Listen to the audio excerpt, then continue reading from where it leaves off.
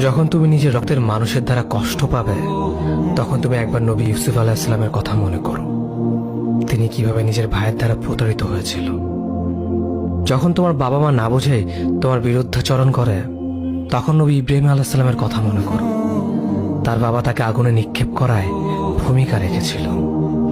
যখন তুমি সমস্যা থেকে পরিত্রাণের জন্য কোনো পথ পাবে না, তখন ইউনুস আলাইহিস সালামের কথা ভেবো। তিনি কতটা সময় তিমি মাছের পেটে আটকা পড়েছিল। যখন তোমার নামে কেউ মিথ্যা অপবাদ ছড়িয়ে দেবে, তখন মা আয়েশা রাদিয়াল্লাহু আনহার কথা মনে করো। তার নামে পুরো শহর জুড়ে কুৎসা রচনা করা হয়েছিল। যখন তুমি অসুস্থ ব্যথার যন্ত্রণায় কাতরাতে থাকো, তখন নবী আইয়ুব আলাইহিস সালামের কথা ভেবো। তিনি ভয়ঙ্কর এক ভাইরাসজনিত রোগে আক্রান্ত হয়ে তোমার থেকে বেশি কষ্ট পেয়েছিল।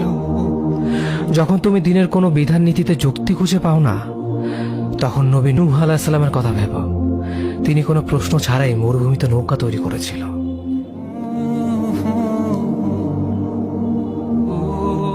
যখন তুমি আত্মীয়স্বজন, পরিবার, বন্ধু বান্ধবের কাছে হাসির পাত্রে পরিণত হও, তখন তুমি শেষ নবী হযরত মুহাম্মদ সাল্লাল্লাহু আলাইহি ওয়াসাল্লামের কথা ভেবো।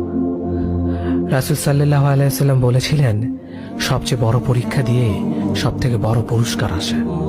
যখন আল্লাহ কাউকে ভালোবাসেন, তখন তাকে পরীক্ষা করেন, এবং যে এই পরীক্ষাগুলো মেনে নেয়, সে আল্লাহর সন্তুষ্টি অর্জন করে। আর যে অভিযোগ করে, সে তার ক্রোধের পাত্র হয়।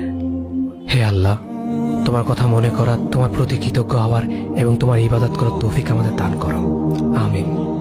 যেভাবে তুমি সন্তুষ্ট হও, সেভাবেই আমাদের পরিচালিত করো।